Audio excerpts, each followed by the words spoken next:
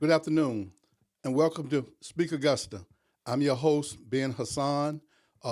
Happy belated, Happy New Year. This is our first podcast for the new year. As you know, we mentioned to you around the 1st of January of this year that we have been suspended for about 72 hours on Facebook, but that doesn't give us any rationale for why we have been suspended. But that's what happens to you when you don't own your own platform at the end of the day. But also, we'd like to thank you all for wishing us a happy birthday, and also thank you all for wishing us a 48th anniversary of myself and my wife. But also, we'd like to encourage you all. This Speaker Augusta is hosted on YouTube. So that being said, please, as you look at the video, please, as you go to YouTube, subscribe to it. It doesn't cost you anything, but it gives us an opportunity that if we want to address certain issues, we will not be limited in sharing with you what's on our heart about what we think will make a better country, a better city, better families, and a better community. So we appreciate if you will subscribe to it while you're over there looking at the video as it being posted, because it is hosted actually on YouTube. One of the things that Dr. King said is that the day that we become silent about issues that matter is the day that death is upon us. Now, I'm paraphrasing that, but we know at the end of the day, Dr. King was very prominent. This is the 16th of January in the life of America, and many people view him as being a very prophetic or a prophet in the terms of American history. And so we're excited about doing whatever we can do to build some sense of brotherhood among humanity. And that was his goal, that was his objective, and that's what he sacrificed his life for. Today, we're going to do something very unusual here and talk about something. We're going to talk about what everybody in the world seems to be talking about, and that's the Katt Williams interview on Shay Shay with Shannon Sharp. And so with that, as most people who are aware of me know that I don't like to get into a lot of mess, but sometimes you have to get into mess to try to get the good that's in there. And so my comments today will not be anything that I'm giving any kind of validity to what Katt Williams had to say about his interaction or his history with his other former colleagues or colleagues as comedians. But when I begin to look at it for the second time, would encourage me to go back and look at it again, because it's 2 hours and 46 minutes long. And we're talking about right now, it's about 50 million views, and it's climbing. But what I really want to see, could I discern who is Katt Williams actually? And I can tell you what I came away with, I was somewhat impressed of a value system that he has. Now, what do I mean by that? All of us have some sense, or we should have some sense of value system, meaning that things that are creeds that we personally live by. And that doesn't mean we always stick to it as an absolute, but for the most part, it is a value system. And that's what I want to share with you, my takeaway from his value system about the things that he shared, and I think will have some validity in the lives of all of us as we walk down this road. One of the things that he didn't start out, but in the course of the dialogue, he said the truth don't need motivation. He let that truth stands alone. Truth doesn't need anybody to defend it. They say you take truth and you hurl that falsehood, and it knocks falsehood's brains out. So he said truth doesn't need any motivation. Another thing that he mentioned also is that winners are not allowed to let losers rewrite history. Winners are not allowed to let losers rewrite history. And that's another thing that Dr. King said. We can't be silent about things that matter, because you can't let liars, people be dishonest. People tell you something because it's popular, because everybody's saying it. But at the end of the day, these things have an impact in the value of our life, has an impact in the value of humanity and how humanity looks at itself, because we have begun to withdraw and let people get away with all kinds of mess and all kinds of accusations against good people. He also said, this is the age of truth, and the truth doesn't need to be scared because people are telling lies. Saying truth don't need to be scared.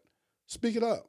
When you are sharing the truth with people, you don't have to argue with them. You don't have to get your blood pressure all up. Just tell it. Leave it alone. It's up to them to accept it or reject it, to walk away from it. You can't control that. So we have to be mindful of controlling the space in our own selves as we engage with people, as we share with them information. Another thing that he said, it is important to the checks and balances of the universe that liars not get to make complete narratives for themselves. It's important to the checks and balances of the universe that liars not get to make complete narratives for themselves. Meaning that if we understand and we are very aware that a person is being dishonest about something, we ought to say something. And it's not so much a lot of times in doing that that you are trying to embarrass the person, but you're trying to encourage that person to be a better person.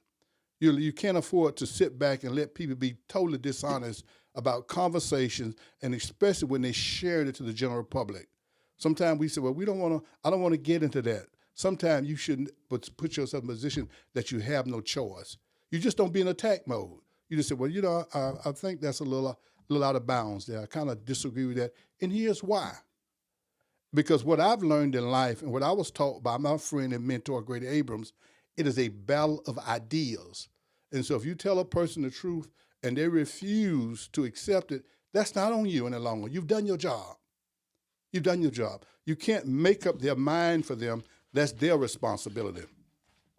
Another thing he said, that these people are not powerful. Satan can't create anything that includes blessings for his people. Many times, we're always talking about Satan. I was speaking to a good friend of mine a few weeks ago, and what they said to me was, Ben, I don't believe in the devil. I don't believe. I said, great.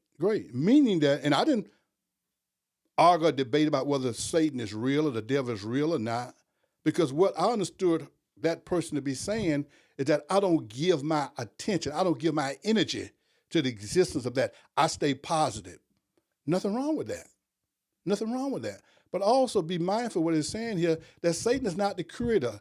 There's only one creator, and that's God himself. Even what Satan is operating with as he make decisions, attempt to influence people to make decisions about their life, he's operating in the realm of what God has already created. Satan is not a creator. He's the architect of deception.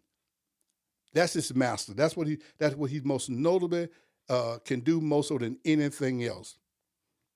And it also, he said, people seem superior with all their assets and on paper, but let's get down on the line and see how does that factor in.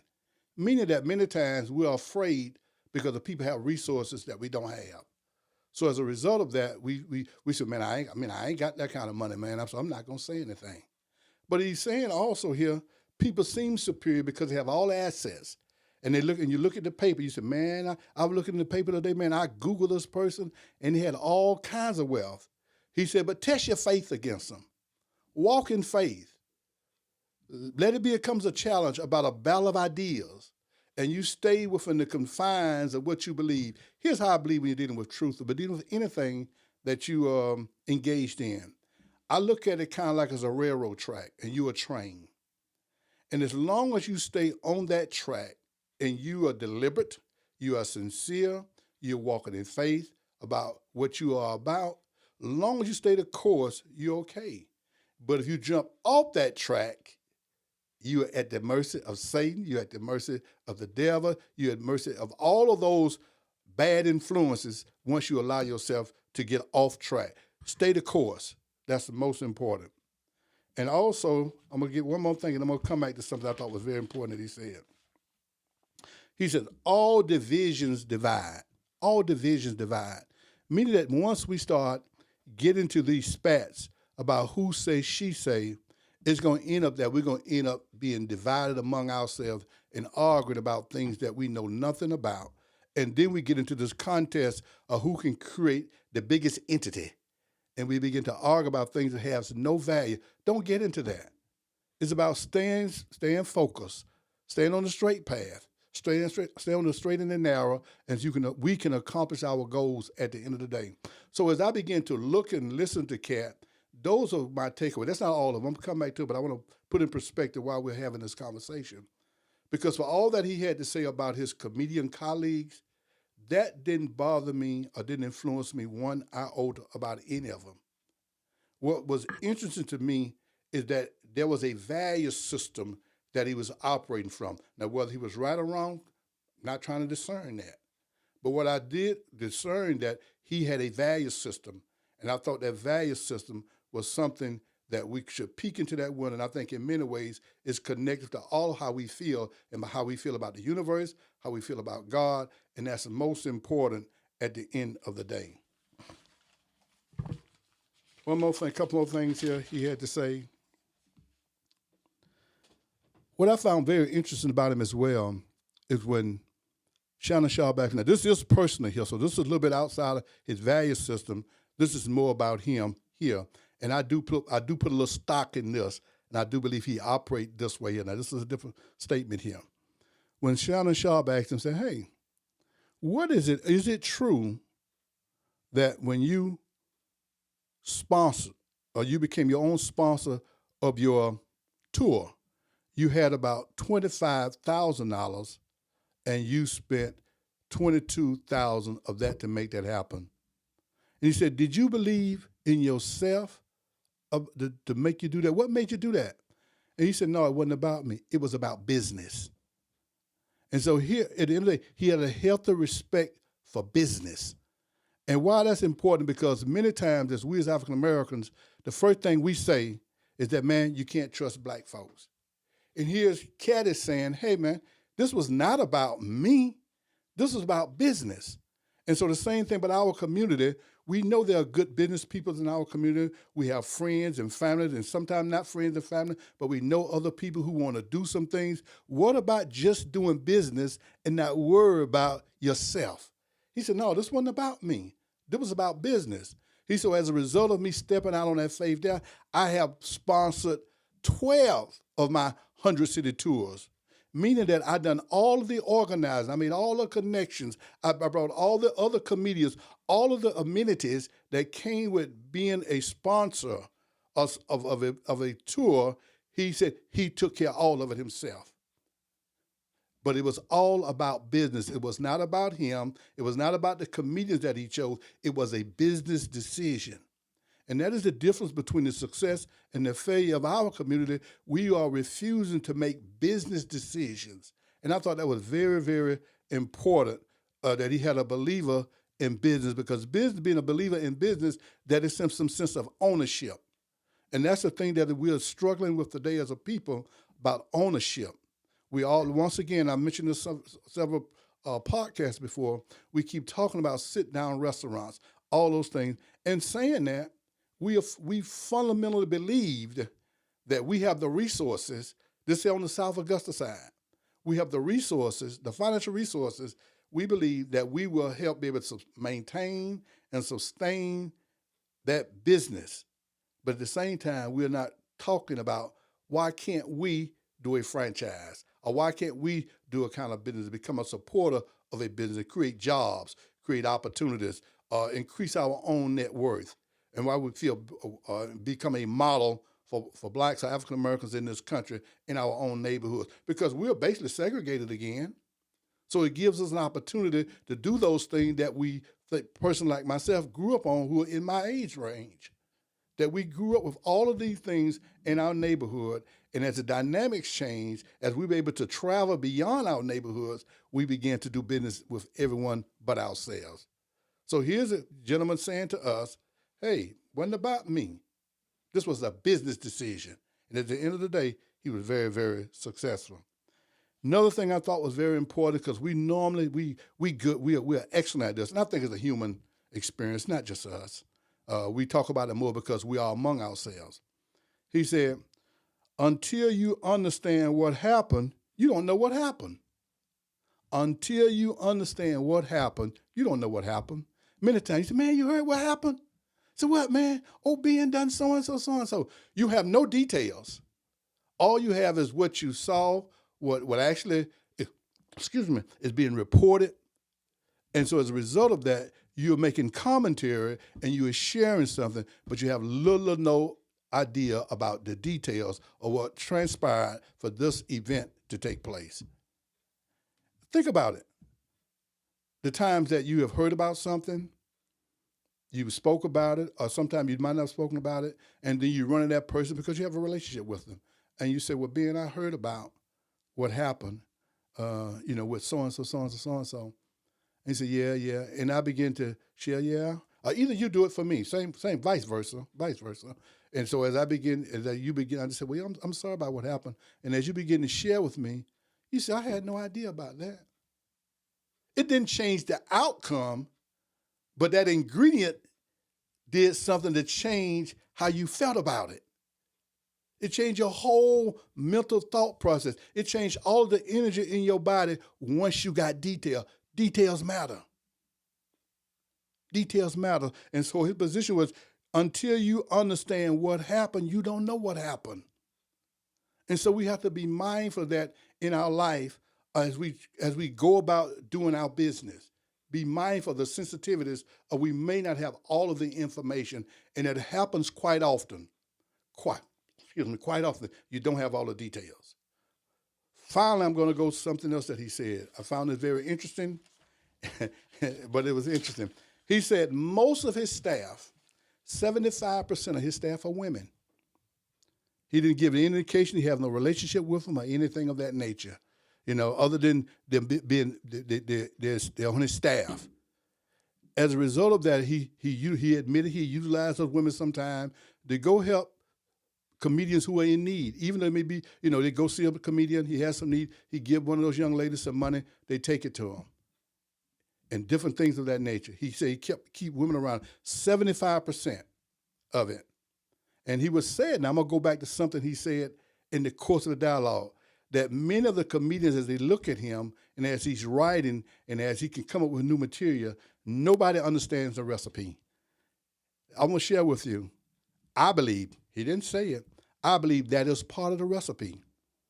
Because women, a good woman, ignites a certain type of energy in you to prove to her that you're a man, that I can do this.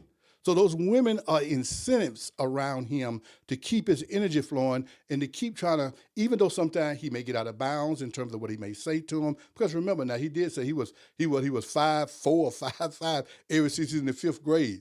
So possibly he got the short man syndrome by his own admission. But at the same time, these women around him, because these women keep his creative juices flowing. They're important to his success of his tour. And he's not sharing that, but that's the truth. He told you he's a well-read man. So he have read that, or he has come to understand that. And that's why he surrounds himself with women, because he know he found them to be a little bit more loyal, or a good woman. He found them to be more loyal. And as a result of that, his energy is always in a place, for the most part, his creative juices is always flowing, or they have a greater chance of flowing because he have people around him, a woman who a man naturally respects at the end of the day.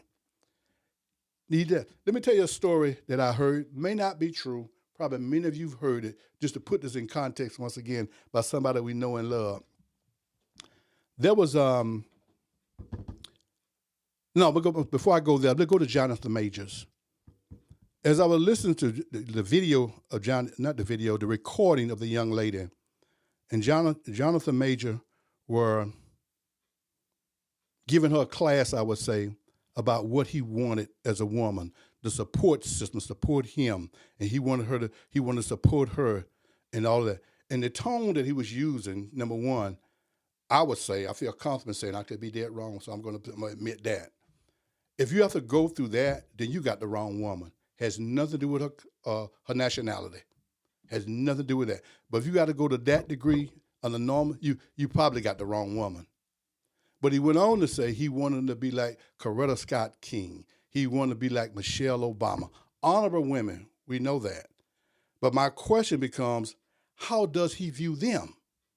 How does he view Miss Coretta Scott King? How does he view the former First Lady, Michelle Obama? How does he view them in the great scheme of things? He's asking for them, but is he being a Dr. King? Or is he being a former President Barack Obama to earn that? That's the real question. And that's the question we have to ask ourselves. Is he being that? Now, here's the story I want to share with you around that. I saw this, I don't know if it was YouTube or what have you.